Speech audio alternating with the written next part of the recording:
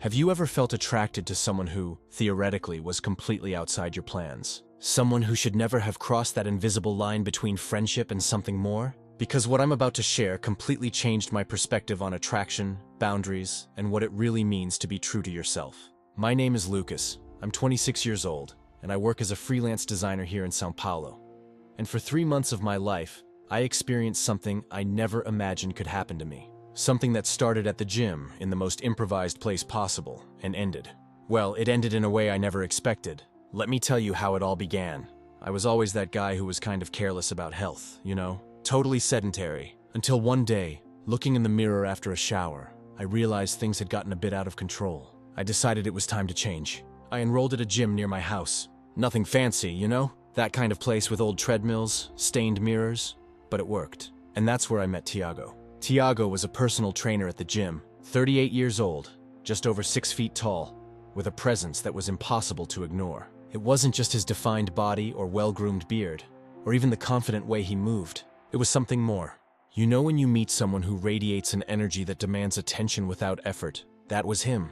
He carried himself with the certainty of someone who knows exactly what he wants from life. A natural, magnetic masculinity that turned heads whenever he walked by the gym equipment. I, of course, didn't think anything special when he offered to help me with the exercises. It was his job, right? Personal trainers help students. Normal.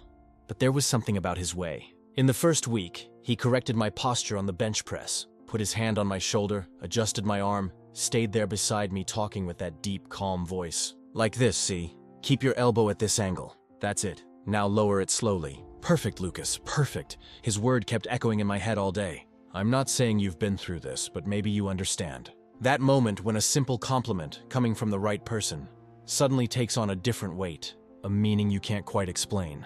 And you keep asking yourself, man, why did this affect me so much? In the following weeks, I started noticing small details. The way Thiago always stopped to talk to me between sets. How he remembered things I had mentioned in passing. So, how did that project you were rushing against the deadline go? He paid attention, really, and the looks. Man, the looks. There was one day I was doing squats. He was helping me, positioned behind me, hands ready to hold the bar if I failed. When I finished the set, I turned around, and he was right there, just inches away from me. Our eyes met, and for a second, just a second, neither of us looked away. But that look stayed in my head for days. Have you ever had that kind of attraction you know you shouldn't have? The kind that makes you question everything? Because up until then, I had never felt attracted to older guys. Never paid attention to authority figures that way. Thiago was almost 40. I was 26. He was my instructor, technically. And yet, every time he approached, my heart raced a little more than it should. I tried to ignore it. I swear I tried. But then came the day when everything changed. It was on a Thursday. I was finishing my back workout. Thiago passed by me, as always, checking my form. But this time he leaned in closer. Much closer. I could smell his cologne. That woody scent with a touch of something fresh, like mint or eucalyptus. And he spoke very softly, almost in my ear. You're progressing fast, huh? I'm impressed. Keep it up. Keep it up. 3 simple words. But the way he said it, the tone, the proximity, the way his hand stayed resting on my shoulder 2 seconds longer than would be normal, man, I almost trembled. And for the first time, I stopped denying it. Stopped pretending. I was attracted to him. Seriously attracted. And the worst part? I was almost certain he knew. That he noticed, and that maybe, just maybe, he felt something too. I'm not saying you've lived through this, but if you have, you know the weight of it. That fear of misinterpreting, of creating a fantasy in your head, of seeing signs where there aren't any, and at the same time, that undeniable feeling that something is happening, something real, something you can't control. The following weeks were delicious torture.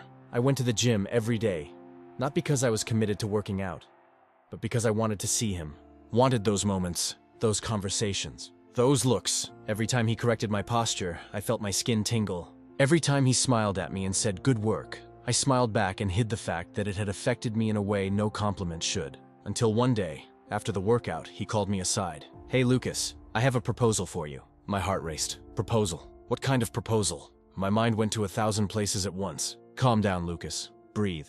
I can see you're taking this seriously. I wanted to know if you'd be interested in doing some extra sessions. More focused, functional training, mobility, that kind of thing. I can do it at my place. I have a space set up there. It's more relaxed, easier to work better. At his place, training, at his place. I should have stopped to think. Should have rationalized it. Dude, this is weird, right? Why would he be inviting me to his place?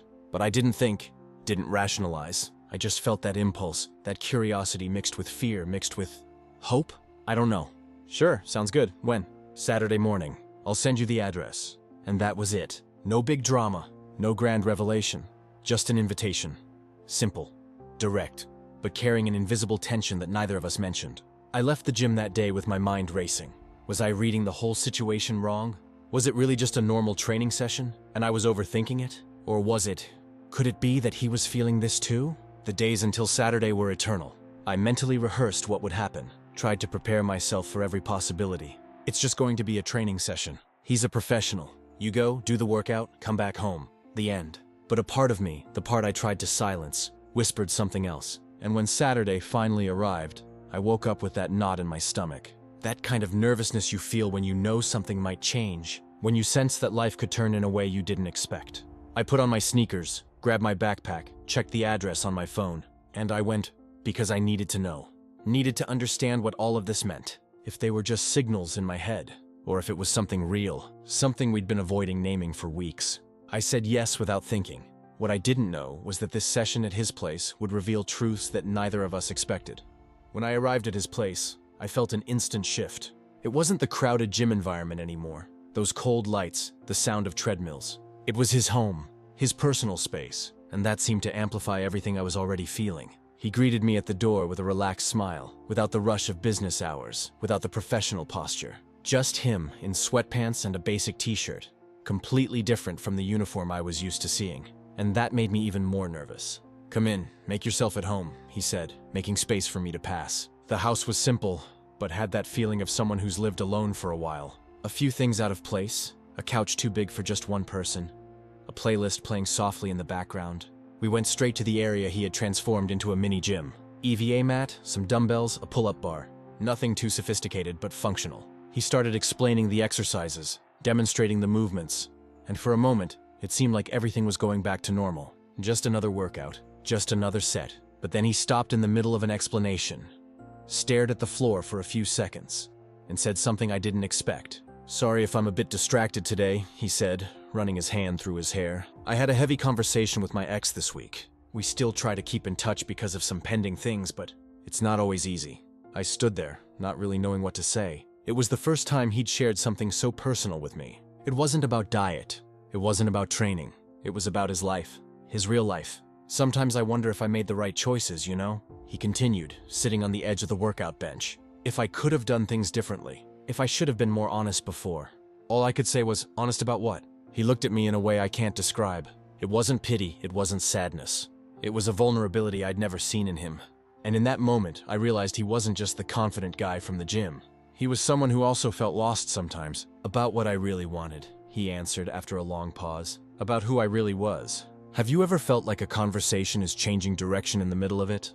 That the words are no longer about the subject they started with, but about something much bigger? That's exactly what happened. And I was completely off balance. We went back to the workout, but the atmosphere had changed. Each movement seemed to carry a different weight.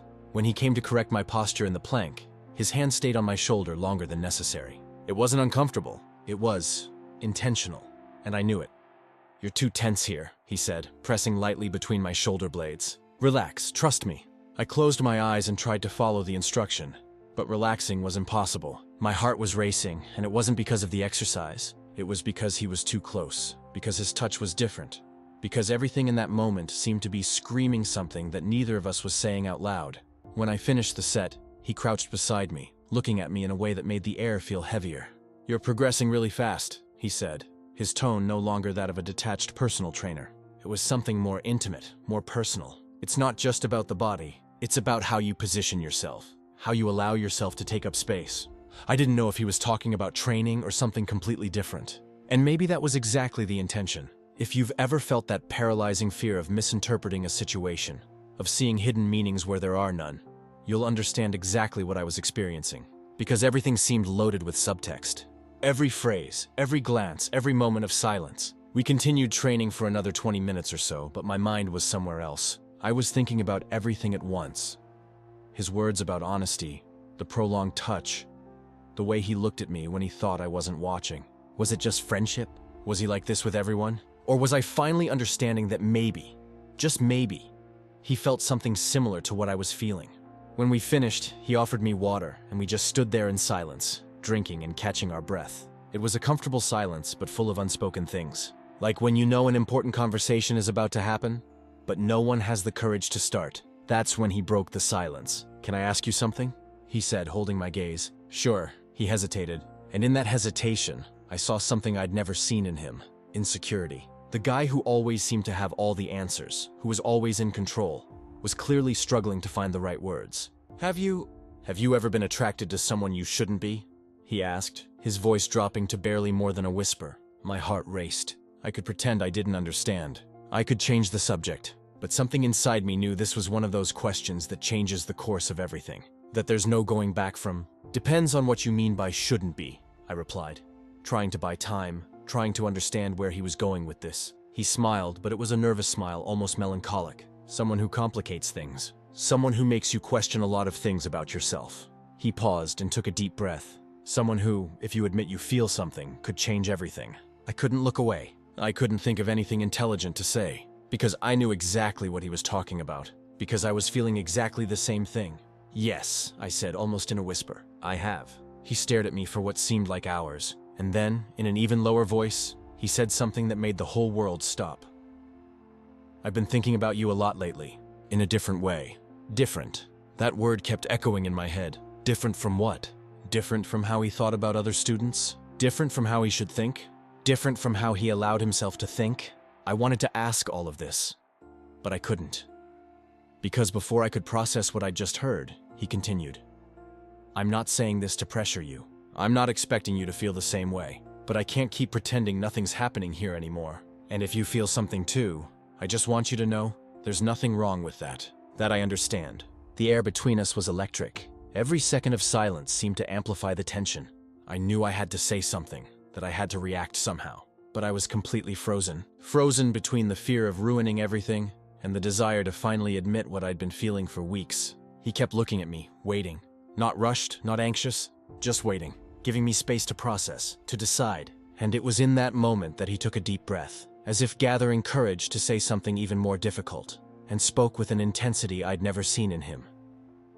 "Because I need you to know, what I feel for you isn't something I planned. It's not something I wanted to feel, but it's here, and I can't ignore it anymore." I held my breath as he looked at me with an intensity I'd never seen. The words that came next would either completely destroy our connection.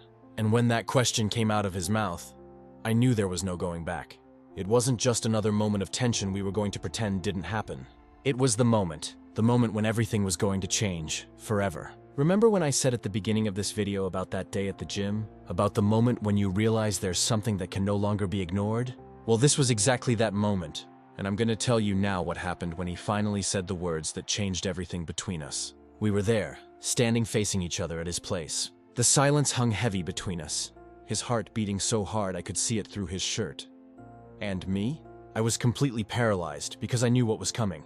I knew he was going to say something we wouldn't be able to undo. "I need to be honest with you." He took a deep breath, and especially with myself. And then he started talking, without interruption, without looking away, straight into my eyes. "I haven't been honest. With you, with my wife, with myself. All these months, I tried to pretend it was just work, that it was just friendship, that I was being nice because you needed help with training." He stopped for a second. But it wasn't just that. It was never just that. My world tilted on its axis, the ground shifting beneath me. "I think I have feelings for you. Real feelings. The kind I've never had for any man in my life.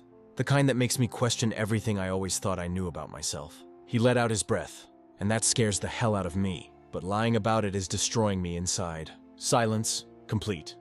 Just the distant sound of cars on the avenue. And me? I couldn't say anything.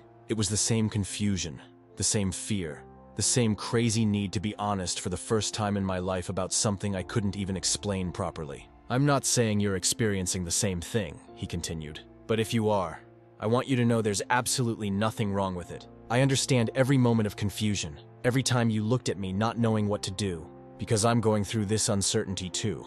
That's when I finally managed to get the words out. "I feel it." My voice came out low, almost a whisper. "I feel all of it, and I don't know what to do with it either." And it was liberating. You have no idea how freeing it is to finally speak the truth out loud. After months of hiding, disguising, pretending it was just a normal friendship, finally admitting my feelings was like lifting an enormous weight off my shoulders. He took a step forward. He didn't come too close, but close enough for me to feel his presence. "So we're in the same boat," he said. His smile was bittersweet, the expression of someone who had finally found a kindred spirit. Two people completely lost, trying to make sense of what we're feeling. "And what do we do now?" I asked, because I really didn't know. There was no manual for this, no script. "I don't know." He was honest. "I'm married. You're younger. You have your whole life ahead of you. I don't want to put you in a complicated situation, but I also can't keep pretending this doesn't exist." And it was in that moment that I realized something very important, something that completely changed my perspective on everything. He wasn't trying to seduce me. It wasn't manipulation. It wasn't an older guy taking advantage of a confused kid. It was simply two human beings being vulnerable with each other. Two human beings admitting that feelings don't follow the rules that society sets, and that it's okay not to have all the answers. "Look," he said, "I don't know what this means. I don't know if this makes me less straight, more straight, bisexual, whatever. But I know one thing. What I feel for you is real, and pretending it's not, that would be a lie." And when he said that, I understood. I understood that it wasn't about labels. It wasn't about defining what I was or what he was. It was about being honest. It was about allowing feelings to exist, even if they didn't fit perfectly into the boxes everyone expects. "So we don't need to decide anything now," I said. "We just need to stop lying to ourselves." He agreed, and we stood there in silence for a few more minutes. It wasn't an uncomfortable silence. It was a silence of mutual understanding, of acceptance. And that's what I want you to understand. If you're going through something similar, if you've ever felt attracted to someone you theoretically shouldn't, if you've ever been confused because your feelings didn't follow the script everyone expected, if you've ever been afraid to admit something because you thought people would judge you, I want you to know one thing. You're not alone. There are millions of people living this same experience. Millions of people who feel attracted to someone who doesn't fit what they always thought about themselves. And that doesn't make you wrong. It doesn't make you confused or lost. It makes you human. Because the truth is that attraction isn't logical. It's not something you can control through sheer willpower. It simply happens. And when it does, you have two choices. You can pretend it doesn't exist and let that denial slowly consume you from within. Or you can be honest with yourself and deal with the consequences of that honesty. Thiago and I chose the second option. And today, more than a year after that day at his house, I can say it was the best decision we made. It wasn't easy. There were a lot of difficult conversations. He had to be honest with his wife. I had to be honest with my family. We had to deal with judgments, with strange looks, with people who didn't understand. But you know what we gained? Freedom. Freedom to be who we really are. Freedom to live our feelings without hiding. Freedom to build something real, even if that something doesn't look like what everyone expects. And no, we don't have all the answers. We're still figuring out what all this means. Still learning to navigate territory that has no map. But we're doing it together. With honesty, with respect, with vulnerability. And if there's anything I learned from all this, it's that authenticity is always worth more than social approval. Always. Because you can spend your whole life trying to be who others expect you to be. You can follow all the scripts, all the rules, all the expectations. But at the end of the day, when you're alone with your thoughts, the only thing that matters is, are you being honest with yourself? So I want to leave a message for you watching this right now. If you're living through something similar, if you're confused about your feelings, if you're afraid to admit something because you think people will judge you, your story deserves to be told. Your feelings deserve to be validated. And you deserve to live your life authentically, even if that means challenging the expectations placed on you. Because life is too short to live a lie. It's too short to hide who you really are. It's too short to waste on relationships that aren't real, or feelings you don't have the courage to admit. And if you have a story similar to mine, I want to hear it. Leave it here in the comments. Tell us what you're going through, what you're feeling. Because the more we share these stories, the more we realize we're not alone in this journey. That there are other people navigating the same confusing waters, trying to understand the same complicated feelings. And that in itself is already liberating. Knowing you're not the only one. That other people are also questioning, also discovering, also having the courage to be truthful even when it's scary. So let's create this community together. A community where we can talk about these things without judgment. Where we can be vulnerable without fear. Where we can simply be who we are without having to fit into any box. If this video resonated with you or made you feel less alone, show some love by hitting that like button. Subscribe to the channel for more raw, authentic stories like this one. and tap the notification bell to stay connected with our community, because we're just starting this conversation.